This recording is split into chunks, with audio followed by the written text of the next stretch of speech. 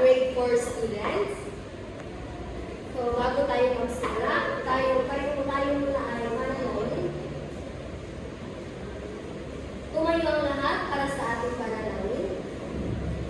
Sa ngalan ng Ama, ng Anak, ng Espiritu Santo. Amen. Bago kayo umupo, tignan ang ibaba ng iyong mga upuan at pulutin ang mga basura na nakakalat.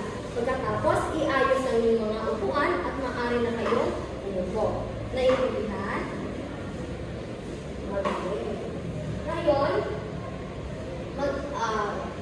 magmusta kayong lahat? Magaling dahil kayo ay okay. So, sino ang lumiban sa ating klase? Nandito ba ang lahat? Mahusay at kumpleto kayong lahat at ready kayo na merong paksa ngayong araw. Bago tayo dumako sa ating bagong paksa, ako ay may inihandang mga alitutunin na dapat yung sundin. Ito ay mag-iisang star na mag-aaral araw-araw. So, basahin ang ating alitutunin, sumunod sa mga alitutunin, tumulong sa kapwa, aktibong makilahok, respeto sa lahat. Bilangin natin kung ilang alitutunin meron tayo. 1, 2, 3, 4. At nais ko kayong lahat na sundin ito para meron tayong smooth ang atong klase o inyo ning i-follow ang atong alitutunin. Kung bago tayo magsimula sa ating bagong talakayan, magbalik-aral muna tayo sa ating sinalakay noong nakarang araw. Yes, amores?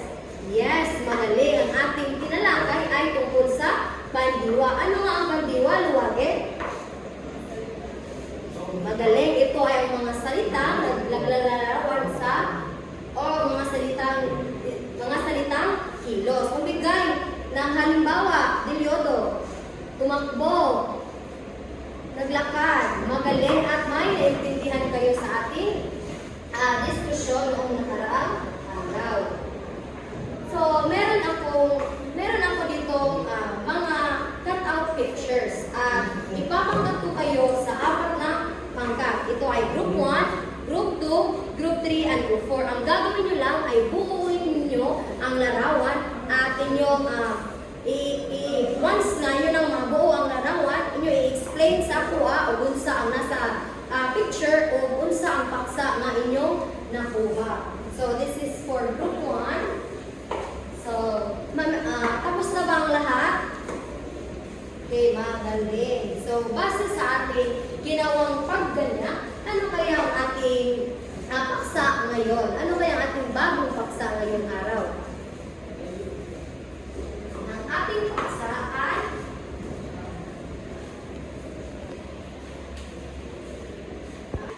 natutukoy ang mga elemento ng kwento.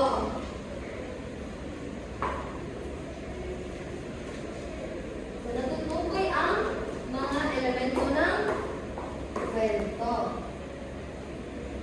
So, ano nga ba ang ibig sabihin ng kwento? Ang kwento ay isang maikling salaysay ng mga pangyayari na may simula, gitna, at wakas. At karaniwang may tauhan, tagpuan, at banghay. Ito ay nalilikha upang magbigay aliw, magturo ng aral, o magkwento ng karanasan. So, ang kwento ay may mga elemento. So, bago tayo dumako sa ating diskusyon, meron ako dito kwento na babasahin. At nais ko kayong lahat na makinig dahil may mga katanungan ako pagkatapos. So, ang ating kwento ay pinamagatang Sinanggang at Tipaklong. So, isang araw, maganda ang sikat ng araw. Abalang lahat, lalo na Sinanggang. Sa kabilang banda, may isang tipaklong na masayang naglalaro. Siya ay paawit-awit pa. Patalon-talon ito sa damuhan, ilang sandali pa ay nakita niya si Sinanggang na dadaan at may bitbit na pagkain. Ito ay isang butil ng bigas. Kaibigan, bakit lagi kang gawa ng gawa? Ang ganda ng panahon. ay maglaro. Napakaganda ng sikat ng araw ngayon. Ang sambit itapakulot ay langgam.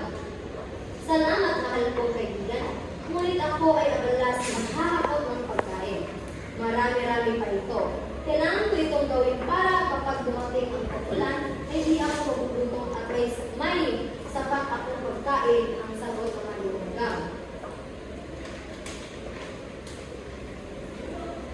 Nagpatuloy silang sa paghahakot ng mga iba't ibang pagkain. Inipon niya ito, hakot dito, hakot doon. Kahit pagod na siya, ay di siya tumigil. So, pariha ba mo ni langgam na kanang kusog ka ng sumukuan, mas ready si langgam, nabi mga tao diri nga ready or na tao diri nga pariha ni tipaklong na ara na magbuhat sa kanang mga tunon if kana na nga on time na, kana na nga tao. So, dapat ang pinaharian ay langgam na wala kay deadline, dapat ibuhat lang kana na itong mga buhat tunon. Habang si tipaklong ay nagpatuloy sa ginagawa niya, pakanta-kanta pa rin ito. Nagsasaya habang abala ang lahat. Masaya siya sa ginagawa niya. Hindi niya iniisip ang darating na tagputo. Lumipas ang mga araw, ganun pa rin ang ginawa ni langgam. Ipon ng pagkain. Hindi rin nagbago si tipaklong. Palaro-laro ito sa dauman. Kaibigan, mag-ipon ka na para sa darating na tagputo. Ang tipaklong, hayaan mo na yan. Masaya ako sa ginagawa ko, bukas na lang ang bukas.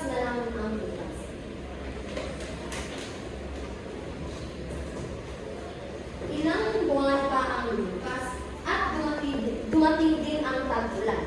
Malakas ang hangin, malakas ang ulan, kidlat at kulog.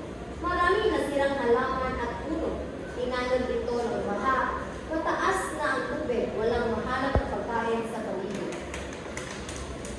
Ang bahay ni tipaklong ay yari sa mga dahon. Yari sa mga dahon ay nasira ng malakas na hangin at ulan. Wala siyang masinungan na turat, wala rin siyang makain. Malamig ang gabi at nalilig si tipaklong sa ginaw. Bigla nang naisip ang kanyang kaibigan na si langgam. Si langgam, baka matulungan niya ako, sabi niya sa kanyang sarili. Dali-dali siyang nagtungo sa bahay ni langgam. Tumatok siya sa pinto habang basang-basa sa ulan. Kaibigan, maaari ba ako magtuloy malungkot na tanong ni tipaklong?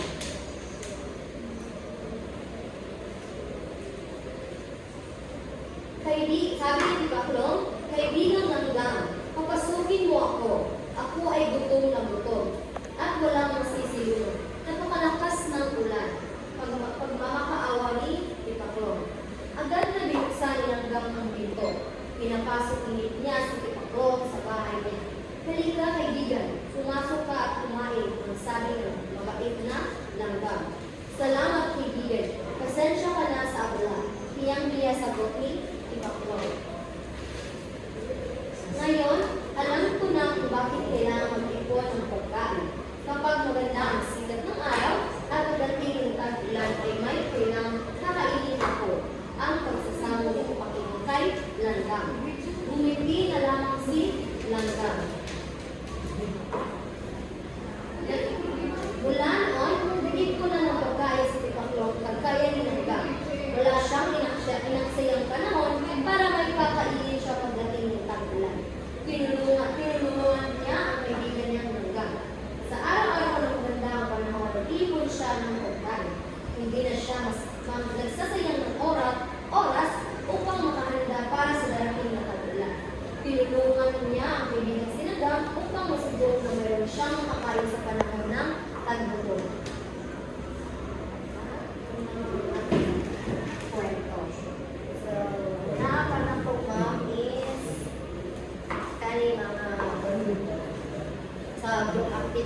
Group activity, then kani kay rubrics, worksheet,